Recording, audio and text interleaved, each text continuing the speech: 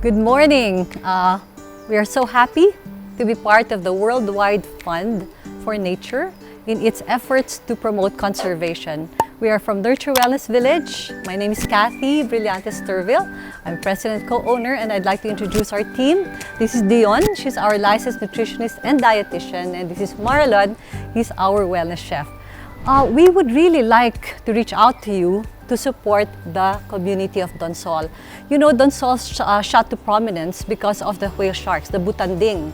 Now, unfortunately, because of COVID-19, the pandemic, the tourism industry has been severely affected, and as a result, over 279 families have been adversely affected. So we'd really like to support our whale interaction officers, right, Dion and the others? Frontliners. Yeah, we have a lot of frontliners who have been fully trained. Unfortunately, we don't have tourists going there right now. So of course, all of the efforts of the WWF and the Sustainable Diner Movement are now all out to help the community of Donsol, which of course is a very strong butanding whale shark spotting site. All right, so for today, we're going to talk about the plant-based diet. All right, so Dion, why do we need a plant-based diet? What is plant-based anyway? Yes, of course, plant-based by the word itself, plant. So it gives us a lot of benefits. So that's what I would like also to ask you guys. Okay.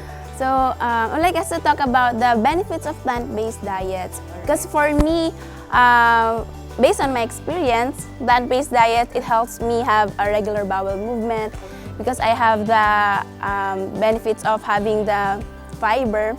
How about you, ma'am? What do you think? Actually, you know, it's so interesting because plant-based diet does so many things. Number one, it really makes you healthier. In fact, studies have shown, you know, Dr. Colin Campbell, a very, very renowned doctor he studied cancer.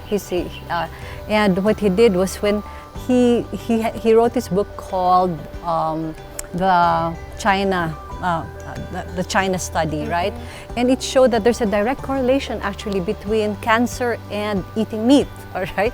And so people might say, what am I gonna eat instead? Well, actually, plants are a very good source of protein because do you know that Dr. Colin Campbell's son is a marathon runner, he's actually a very strong athlete, and he eats plant-based. And more, do you know that even some NBA players are plant-based plant-based eaters? So when you talk about plant-based, you're really talking about you still have a very strong source of protein because sometimes we think you have to have meat in order to get your protein. But let's talk about a few facts. Do you know that when we talk about conservation, when you eat meat, you actually harm the planet, right, Dion? Yes. Yeah. You harm the planet because actually a lot of the cattle releases methane, and that's not very good for the planet because of course it causes global warming. So plant-based diet is very good for the health because number one, it's easier to digest, and all of this stuff, all of these goodies are actually complete in vitamins and minerals. So a plant-based diet is something that you might wish to consider. In fact, Chef Marlon here is really very good. We have in Nurture Wellness Village what we call a degustation. All right, Marlon, why don't you tell them about the degustation, which is actually what we call little things. So degustation, that's a small portion of food. So that's like many variety of plant-based. For example, the curry, pure vegetable curry. Your meat there is mushroom instead of red meat. There's a lot of variety also. For example, different kinds of salad with different kind of dressing. So degustation meaning is a small portion of foods. So it gives you a taste of every little thing. Yes, everything. In Nurture Wellness Village, what we really want to do is to reach out to more people to eat more healthy. And one of the best ways to do that is to offer plant-based options of traditional food, right? Like for example, we have curry, we have vegetable curry. Do you know we have burgers, but they are Plant-based. Plant-based using mushrooms. We can even use beans, no? So what we're very passionate about doing substitution. In fact, what we're saying is plant-based doesn't necessarily have to be yucky. because a lot of people think, oh my gosh, plant-based or what we call vegetarian, wala na, there goes the fun in life. But actually, no, you can actually have really, really good food with using a plant-based diet. So in the degustation, when we say degustation, that's actually a full meal of little plates of plant-based food which are presented in a very nice way. So we have actually as appetizers, we've got the musa balls. Yes, musa balls. Musa balls, that's banana blossom. Musa, that's a scientific name of banana blossom. Okay. There is onion, carrots in the musa balls, and we rolled it then fry. It tastes like meat, but it's not meat. It's banana blossom. You know, guys, the most important thing here is when you cook with plant-based, you have to work with spices because that's the thing which wakes up the dish. Like for the musa balls, we add cumin, right? Cumin. So you have a little touch of the Mediterranean, Indian there. Yes. So aside from the musa balls, we also have our little cucumber. Yeah, cucumber bolts. Yeah. Inside the cucumber bolt, there is a slice of cucumber. Then there is eggplant, tomatoes. There is also salt and pepper, paprika, spices. So you will boost you will enhance the flavor of your food. And you also have your tomato. Yes, tomato bites. Okay. Inside there is cheese. There is feta cheese. Do you know we also make our own plant-based cheese? Cheese also. All right, you might think, in fact, you can even have nachos. That's a fun food with cheese. And our cheese is made up of? Made of carrots, sweet potato, and potato. And seriously, it looks like really nice melted oozy cheese, Yes, no? yes. So, for example, you have your nachos, you put your plant-based cheese with olives. It looks very normal. And of course, you can have ground meat, no? You can have chili. You can have actually vegetarian chili Vegetarian. using mushrooms and beans, no? So, you don't have to suffer and say plant-based doesn't taste good. It actually is really, really good. No problem. So for today, Marlon, what are we having? So for today, we're making curry, vegetable curry. Also, we are making vegetable wrap. That's all plant-based. There's no meat there. Our substitute for our meat is mushroom. So I will demonstrate to you how to make curry, vegetable curry, and our vegetable wrap. Okay.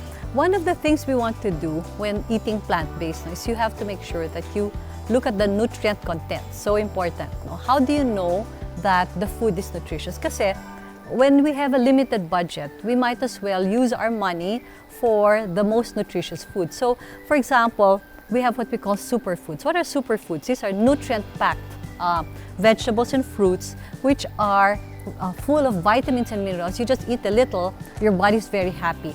What does food do to you? Well, it makes your cells healthy. And why do you want to make your cells healthy, Dion? Yeah.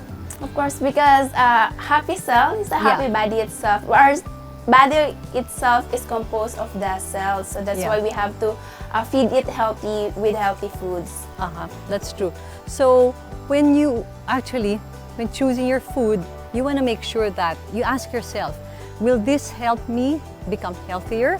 Or will this make me sick? It's like there are two arrows, no? So will this move me towards health or will this move me towards sickness? Plant-based diets, again, supported by research, Dr. Colin Campbell, Dr. Esselstyn, Dr. Oz, all of those have proven that plant-based diets are very good. So Marlon, go ahead. How do you do our first recipe? So sure, our ingredient is carrots. We have also cucumber, bell pepper, red onion and white onion, and we have here tomato. So first, I will make the nurture curry first. So while Marlon's doing that, you might be asking, what's the difference between the white onion and the red onion? Actually, the red onion is very good for cooking. For culinary purposes, it has a lot of, it has a stronger bite, all right? It's a bit stronger, all right? By the way, these are all wonderful superfoods, no? Look at all of the colors. So when you choose your food, you want to go for bright, deep colors like this one. And you might think, cucumber, wala yan, it's just very watery. Actually, no, this is really very good. If you want to have good skin, all right, eat your cucumber because this is a lot of water. It's a watery vegetable. And when you drink a lot of water, when you eat a lot of water, it makes your skin, it makes your hair so much nicer. So it's actually very good also for your personal appearance. And of course, we all know this is very good for the eyes. This is Very very rich in beta-carotene. yeah. Yes. This is excellent for immune boosting because it's also very high in vitamin C, vitamin A, again, a superfood. This, of course, adds a lot of flavor. So when cooking with when cooking a plant-based dish, you want to go for flavor. You want to go for this has a very strong flavor. By the way, we have what we call flavor profiles. So this is very good for Mexican. You want to go Mexican, nachos, add something like this, right? So there. So we're making curry today. Curry, by the way, is a very strong, very good plant-based healing food. When I say healing food, it means it has the different ingredients actually have the capacity to heal the body. And one of the strongest attributes of curry is this one. It's what you call turmeric, luyang dilaw, all right? Luyang dilaw is another superfood. It's used heavily in India because turmeric is known to fight inflammation. What is inflammation, Dion? Inflammation? It's an infection, you know, when you have like the fever itself, your body is inflamed. So this one, like the turmeric, is good anti-inflammatory. The same as for the onion as well, and also the garlic. You can also use that. So when cooking, you know, the nice thing is in the Philippines, you have a lot of very, very good herbs and vegetables, which are very good, like your basic garlic, onion, ginger, ano yan, that they're all very good healing foods. And of course, you have here your turmeric, and guess what this is? This is chili, right? Paprika. Paprika. Paprika, of course, is very good. No? So paprika has its origins from the peppers. Okay, paprika. Actually, at first I thought this was chili. I was thinking, oh my gosh, this is a lot of chili. But chili is another superfood. Do you know, as a Dr. Sam Dizon, our doctor, says, at home you have a first aid kit in the kitchen. If anybody's having a heart attack, you know the little sili, yung sili labuyo, you break it open, you put it under the tongue. That acts as a very good medicine to help someone who's having an attack of high blood pressure, attack of heart attack. So your kitchen is actually a drugstore, a natural little pharmacy. It's a little pharmacy, literally a little pharmacy. So take note, this is actually lemongrass, right? Lemongrass, yes. Nice. What does lemongrass do? It actually adds flavor, and again, it adds a lot of healing powers, right? Because lemongrass has healing powers as well. Okay. So there. When cooking with plant-based food, all right, notice that Marlon is doing a lot of pressing. It's very important. You notice that he crushed the lemongrass. When you crush the lemongrass, you release the flavors. At the same time, you release the healing properties. All of these are actually gamot or medicines, yes. Right? You've got your onions, you've got your tomatoes, very high in lycopene, very good for the heart. Okay. What Marlon is doing is he's putting it there first. He's sauteing it a bit so that it will come out the flavor. It releases the flavor of the lemongrass. That is a secret. Okay. And you'll notice what Marlon is doing here is he's making what you call a vegetable stock, right? Yes. So the vegetable, what is a vegetable stock? You boil the onions, the garlic, the potatoes, and the carrots, and by boiling it a bit in a little water, you release the flavor and again, the healing properties. So it's all about releasing flavor and releasing healing properties. All right, so there. So all you have to do is saute the vegetables. Okay. Notice that we're using a non-stick pan with just very little oil. Okay, let's talk a bit about oil. When you choose your oil, it's very important that you choose wisely because there are certain oils which cause inflammation. What's inflammation? That's when your body reacts and inflamed, parang it causes problems inside.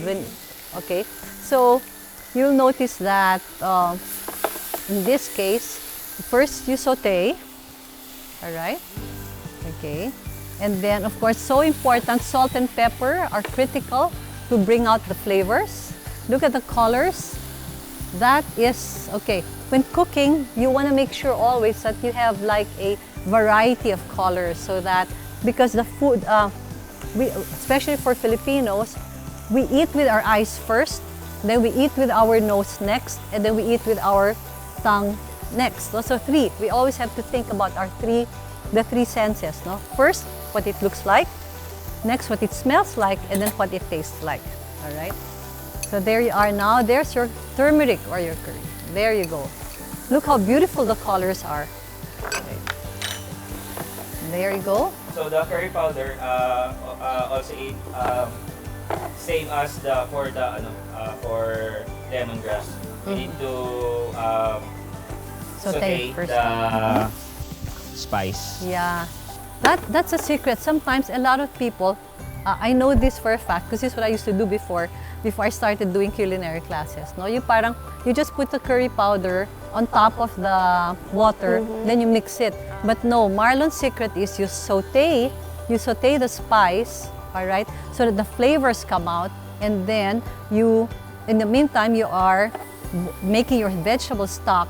When you put them together, the flavors come out. That is the secret of good cooking. I see. Yeah. I've learned something today. Yeah. So now, if you can smell it, how beautiful the smells are. The Filipinos are known for what they call we're very much into the smell. Yeah. The smell of cooking brings home the warmth of the home, etc. Right? There you go. So notice that Marlon is now taking out the vegetables to put into the other sauteed vegetables. Again, you've got the sauteing effect brings out the flavors. Remember, roasting vegetables always brings out the sweetness of the vegetables because vegetables are actually sweet. But if you just boil them straight, hindi lumalabas. But if you saute them like this one, all right, there you go. So Marlon's sauteing it now. Okay. Basically, what he's doing is he's bringing out the flavors and the smells of curry. In fact, we will start smelling like curry in a short while. Okay. There you go. Yeah. Yum. So notice you've got color, you've got aroma, okay, and then of course you've got very strong flavors. All very important essentials in cooking, right? So there you go. And I would like to add, vegetable curry is an almost complete meal. So we have the vitamins and minerals from the vegetables, and we also have carbohydrates. And if you want to add it protein, you can add beans or you can add tofu, right? True, yeah. You can add tofu, very, very strong source of protein. You don't need meat. Beans as well, very strong source of protein. There you go. Look at that. Okay. So when you choose your tofu, make sure it is a firm type. Okay, not the soft one because it will fall apart. Okay. There you go. So wow. This is something you can do. Actually, you can even do your own. When you go to the market next time, choose color, choose flavor, and choose what you call superfoods. There you go. So Marlon has just added tofu. So now this is actually a plant-based dish, which everybody can enjoy, and it's all very yummy, super yummy. Okay. And Marlon is going to add, what is this? Gata. Coconut milk. Coconut. Yeah. Where do you get your coconut milk? Do you have to squeeze it in the palengke, or there are actually substitutes in the grocery store? You can actually have canned gata, or you can also have the powdered gata. You just mix it, and of course it's dried gata, dried powdered gata. So there. So what Marlon is doing now is there. It does smell yummy, right? Yeah. Okay. Okay. Now let's talk about coconut. Why is it a superfood as well? So coconut, from the meat itself, from its juice, from the water, so it has many benefits. Okay. So first, for the juice, for the water, it's very good medicine for if you have UTI, urinary tract infection. You can drink lots of it. And then for the meat itself, actually the meat is very high in fat, but it contains good fat. You know, and also, of course, we make oil out of it. Yeah. But they said, actually there's a study that coconut oils are saturated fats, so they're not good. But out of all the saturated fats, it's the coconut oil that is very good and healthy. And do you know that they're studying coconut oil as a potential solution for COVID? Right? Really? Yeah, Wow. that's actually they're studying it right now. All right, there's your vegetable curry. Look at that. It's got tofu. It's got carrots. It's got pepper. And do you know sometimes, Dion, Marlon, I also add squash. Yeah, squash also. Yeah, squash You can makes use it. squash. Yeah. Squash. There you go. And I'm sure this is very, very tasty. Very nice. And there you go. There's your first plant-based dish, which is our vegetable curry. And we're really grateful for you to be watching this because this is going to help our families, the 278 families in Donsol. Look at that, beautiful colors, beautiful flavors, and very importantly, beautiful aroma. So there you are. Now your second dish, Marlon, would be? So our second dish is vegetable wrap. Yes, vegetable wrap. Believe me, that is full of flavor. You don't have to worry about it tasting like carrot. Okay, tell us more about the vegetable wrap. So for our vegetable wrap, they say that raw vegetable is it's more nutritious than the cooked vegetable. Actually, I went through a course in Atlanta called the Living Foods Institute. And this is raw foods. They teach raw foods. No? And what is the belief about raw foods? Why do you, as much as possible, try to eat food as close to how nature made it? No? And with raw foods, what is in raw foods? It actually has enzymes. And enzymes are the ones which jumpstart the release of the vitamins. It allows the body to use the vitamins and minerals. No? So the enzymes, they're like the, they jumpstart. And some of the enzymes are destroyed when it comes with the heat. So that's why it's good we eat some of our fruits and vegetables raw. Yeah. So as much as possible, what are the secrets to eating healthy? Number one, as much as possible raw. Next, boil. Okay. And then if not, you can bake. Yes. All right. But last should be fried because fried releases what we call trans fat, and that's the one which really causes inflammation or I would how do you call this? Compare inflammation to rusting. Parang nagre-rust yung body. Like kalawang, rusting is like nangangalawang. Nangangalawang sa loob. Oo, so ayaw natin mga lawang yung katawan natin. Dapat buhay na buhay yung katawan natin sa loob para nagagamit niya yung mga vitamins and minerals at yan ang napupunta sa cells natin. So, siguro Dion, very quick habang ginagawa ito. Paano ba anong connection ng pagkain at saka health? Why does food that we eat, why is it important for our health? So, it's the same concept po, di ba, sa car. Okay. Like the car, kung anong klaseng fuel or gas we put in it, di ba po, yung takbo niya, it will depend as well. So, kung kumari, isang diesel car, you give it a gas car, ano pong mangyayari, di ba? Hindi siya mag-function ng maayos. So, the same, ganun din po sa ating katawan. Whatever we feed our body, that is what will reflect in us. Di ba sabi, kung anong kinakain mo, yun ka. So, whatever you eat, di ba po, dapat kailangan alam natin yan na healthy po yan. Literally, you are what you eat. Yes. No? So, kailangan natin isipin, ito ba'y makakatulong sa aking kalusugan o ito ba'y makakasama? And of course, studies have shown, kung puro prito tayo, medyo hindi masyado maganda sa katawan kasi nagkakaroon tayo ng problema sa loob ng katawan. Okay? Nahirapan siya Tsaka yung problema sa fried food palagi, it releases what you have trans fat, no? So, hindi maganda siya.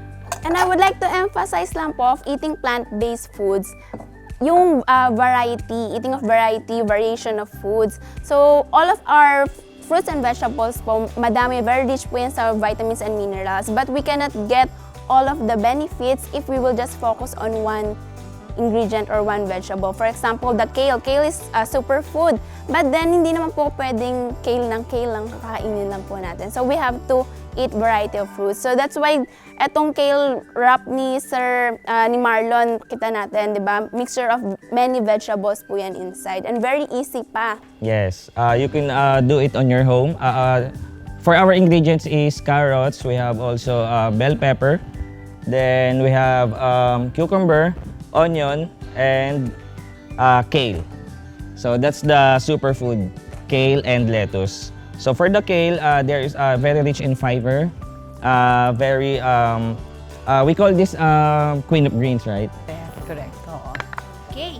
So you notice para siyang lumpia but Yes. using ano. So that is kumbaga sa kotse, talagang super fueled yan. Yes. So this is literally the plant base. Your wrap is lettuce and kale, combination of lettuce and kale. Tapos paano mo kakainin? You can of course put a sauce, right? Yes, sauce. You can put a dressing. What kind of dressing would you? We have dressing pineapple, basil, and mango. You can mix also with banana.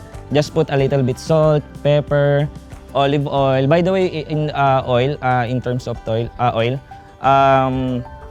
olive oil, we can use it by sautéing, but we can't use the extra virgin because when the extra virgin oil it comes to hot surface,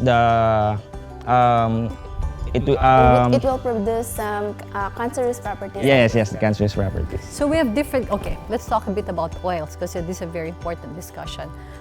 Our body needs fat, all right? People say, ay, nako, fat is bad. No, our body needs fat, but you have to choose good fat. Good fat. All right, what are the bad fats? Trans fat. Ito yung the things which cause heart attacks. No? What are the good fats naman? When you go to the grocery, you go for, of course, canola. You can go also for soya. Thank God they have soya oil now. That's a plant-based oil. And then you can go for olive oil. Olive oil medyo mahal, but you have different types of olive oil. You've got pomace. Some pronounce it as pomace. Pomace. Okay. Pomace. Pomace. And then you have extra virgin olive oil. Anong difference ng extra virgin olive oil? Kumbaga sa extra virgin olive oil is the first press. So it's very very full of all of the wonderful benefits of olive oil. First press yan. Kumbaga purong-puro, walang halo. Pomace, ano na yan, second or third na. Tapos meron silang oil blends. The beautiful thing about extra virgin olive oil is its flavor, but you only use it like what Marlon said. Just use your extra virgin olive oil for raw, never for cooking, because when you cook it, mababa yung kanyang Tumataas yung saturated fat. yeah, tumataas yung sat fat niya. All right? So there you are. So this is our vegetable wrap with oriental dressing. The oriental dressing consists of, Marlon? Olive oil, soy sauce, vinegar. Also, there is sesame seed for the texture. This is actually our signature dressing. It's also very good to use as a marinade actually. So there. So you've got two plant-based dishes made by Nurture Wellness Village, the team. Again, Marlon Asuelo, and then Dion. My name is Cathy Turvill. And we'd like to say thank you for giving us a chance to support the community in Donsol. Thank you very much.